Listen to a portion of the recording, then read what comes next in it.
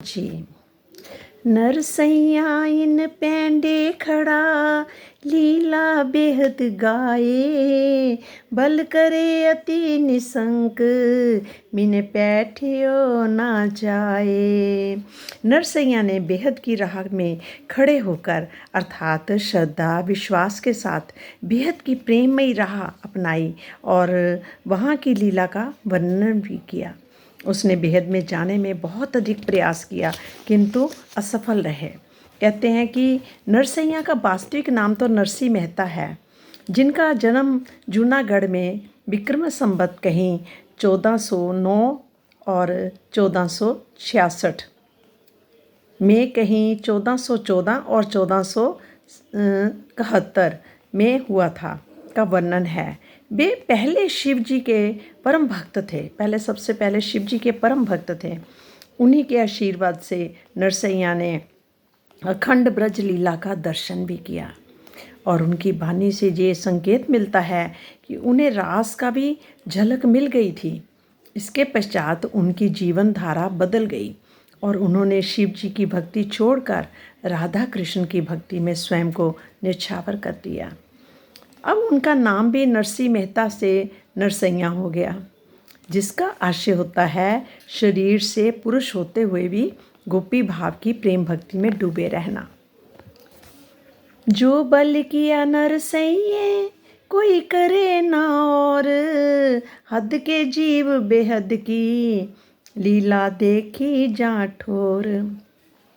बेहद में जाने के लिए जितना प्रयास नरसैया ने किया, उतना प्रयास पुरुषार्थ अन्य कहीं भी दूसरे ने नहीं कर सकता। यद्यपि नरसैया हद इस ब्रह्मांड के जीव ही थे, किंतु उन्होंने अपने आराध्य के प्रति प्रेममयी भक्ति का मार्ग अपनाया और इसी संसार में रहते हुए भी उन्होंने वहाँ की लीला का मनोहर वर्णन भी कर दिया। नरसैया दौड़िया रस को बानी करे रे पुकार, रस जाए हुआ अंदर आड़े दरवाजे चार। नरसैया ने बेहद का रस आनंद पाने के लिए दौड़ लगाई। मतलब बेहद में जब रास हुई है तो उसका आनंद पाने के लिए उन्होंने अपनी दौड़ लगाई, अर्थात अथक प्रयास किया। उनकी वाणी ये दर्शा रही है कि बेहद का रस उनके हृदय में आते आते रुक गया, क्योंकि उनकी राह में 4 दरवाजे कारण बाधक बन गए। कौन से? ये तो सर्वविदित है कि प्रकृति माया मंडल को पार करने के पश्चात ही बेहद मंडल का अनुभव हो सकता है। कहते प्रकृति मंडल को पार करके ही, मंडल को पार करने के पश्चात ही बेहद मंडल का अनुभव कर सकता है। कहते हैं ना, बेहद मंडल प्रकृति मंडल के बाद क्या आता है? निराकार आ जाता है, उसके बाद बेहद मंडल शुरू होता है। नरसैया ने शिव जी की कृपा से अखंड ब्रज के दृश्य की झलक तो देख ली थी, किंतु स्वयं अपने ध्यान बल से देखने के लिए उन्हें प्रकृति के 4 रूपों स्थूल यानी शरीर एवं दृष्टिगोचर सभी स्थूल पदार्थ, दूसरा सूक्ष्म महतत्व और अहंकार, तीसरा कारण यानी कारण प्रकृति तथा महाकारण मोह तत्व से परे होना पड़ता है। चौथा है महाकारण मोह तत्व से परे होना पड़ता है। तो उन्होंने प्रयास तो बहुत किया, किंतु तारतम्य ज्ञान ना होने से वे प्रकृति के 4 बंधनों को तोड़कर ब्रज रास के मंडल में प्रवेश नहीं कर सके और जीवन भर विरह प्रेम में तड़पते ही रहे। उपरोक्त घटनाक्रम से हमें ये भी शिक्षा मिलती है, जिस प्रकार नरसैया विरह प्रेम में डूबकर भी बेहद के रस से पूर्ण रूप में डूब नहीं सके, क्योंकि तारतम्य ज्ञान से रहित होने के कारण बेहद और बेहद और बेहद के रहस्यों को से अनभिज्ञ थे। उसी प्रकार हम सुंदर साध्वी यदि केवल जुगल स्वरूप या मूल मिलावे के भावों में ही डूबे रहेंगे तथा अपने संकल्प से काल माया और जोग माया से पार होने का भाव नहीं लेंगे। देखो ये भी ज़रूरी है, ये नहीं कि हम हर टाइम मूल मिलावे में अपने आप को रखें या वहीं परमधाम में। वो उन्होंने एक बात और कही है, क्योंकि मैं भी यही सोचती थी कि उनमें मस्त रहना चाहिए हर पल उसी में, पर अब देखो ये बात क्या निकली है। प्रकाश हिंदुस्तानी किस में आया है? प्रकाश हिंदुस्तानी में उन्होंने कहा है कि अपने आत्मिक दृष्टि से हमारी आत्मिक दृष्टि परम धाम के आनंद को यथार्थ रूप से आत्मसात नहीं कर पाएगी। संभव है जुगल स्वरूप की भावलीनता में डूबे रहने से कुछ पलों के लिए उनकी छवि को झलक मिल भी जाएगी, थोड़े से पलों के लिए उनकी छवि मिल भी जाएगी, किंतु अपने आत्म जागृति एवं परम धाम के आनंद में डुबकी लगाने के लिए बैठकर चितवनी करनी ही पड़ेगी तथा सुरता द्वारा काल माया एवं जोग माया को पार करना ही पड़ेगा। मतलब ये देखो, मेरे मन में नहीं था, मैं कहती थी इनका हमने क्या करना, जहाँ हम बैठे उनका ही ध्यान करो, जहाँ हम अपना घर कोई मतलब कि अपने घर को याद करना।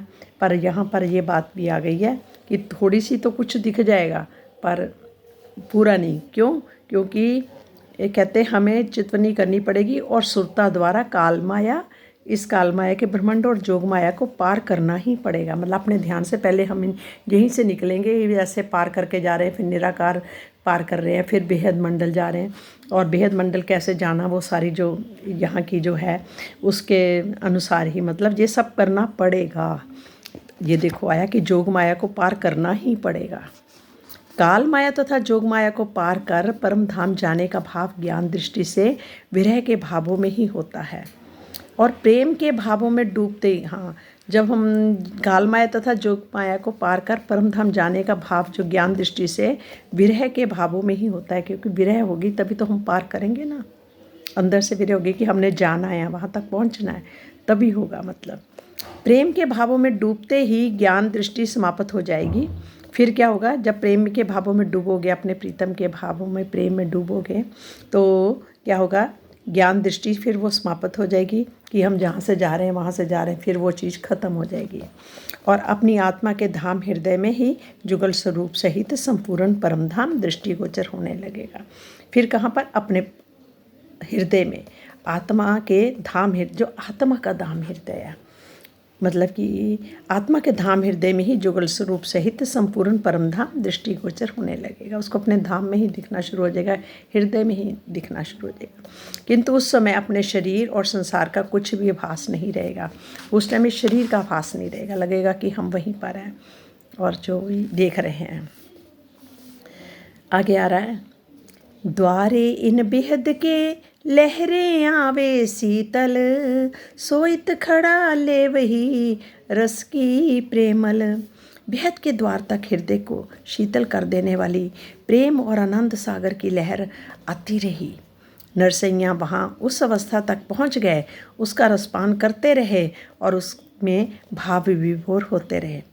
वैसे तो सुना ना कि जैसे वो खड़े रहे हैं, उनका बाहर खड़े रहे हैं, वो अंदर प्रवेश नहीं हो पाए, उनका हाथ भी जल गया, पर उनको अनुभूति होती रही। मतलब उन्होंने वर्णन किया, इससे पता लगता है कि उनको कुछ भी, चाहे किस दृष्टि से देखा, उन्होंने देखा। यद्यपि निराकार मंडल मोह तत्व को पार करते ही बेहद का धाम प्रारंभ हो जाता है, किंतु उपरोक्त जो चौपाई बोली गई है, इसमें बेहद के द्वार निराकार या कोई भी स्थान विशेष नहीं है, बल्कि अवस्था विशेष है। कह रहे ना, द्वारे इन बेहद के लहरें आवे शीतल, सोइत खड़ा ले वही रस का प्रेमल है। तो इसमें बेहद का द्वार निराकार या कोई स्थान विशेष नहीं, बल्कि अवस्था विशेष है। बेहद में प्रवेश करने के लिए शरीर और संसार के मोह से परे होकर विरह प्रेम की जिस अवस्था में जाना होता है, नरसैया ने उससे प्राप्त तो कर लिया था। उन्हें केवल एक चरण और आगे बढ़ना था। यदि उन्हें तारतम्य ज्ञान से हद बेहद का वास्तविक ज्ञान मिल गया होता तो लक्ष्य को प्राप्त कर लेना उनके लिए कठिन नहीं रह जाता।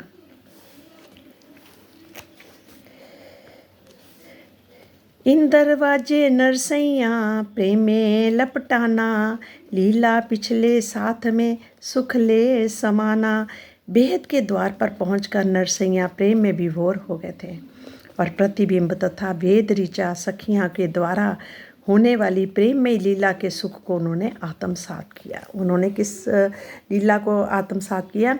प्रतिबिंब लीला जो हुई थी तथा वेद ऋचा सखियों के द्वारा होने वाली प्रेम में लीला का सुख का उन्होंने आत्मसात कर लिया था। प्रणाम जी। ये देखो, ये तारतम्य ज्ञान के बिना वाकई कुछ नहीं हो सकता, जब तक तारतम्य ज्ञान ना मिले। अब हमें तारतम्य ज्ञान मिला है, हमें अपने घर की पहचान हुई है। अब हमें चितवनी के द्वारा अपने प्रीतम के और रास के सबके हम दर्शन कर सकते हैं, पर थोड़ी सी मेहनत तो करनी पड़ेगी, निध्यासन तो करना ही पड़ेगा ही, कोशिश तो करनी पड़ेगी।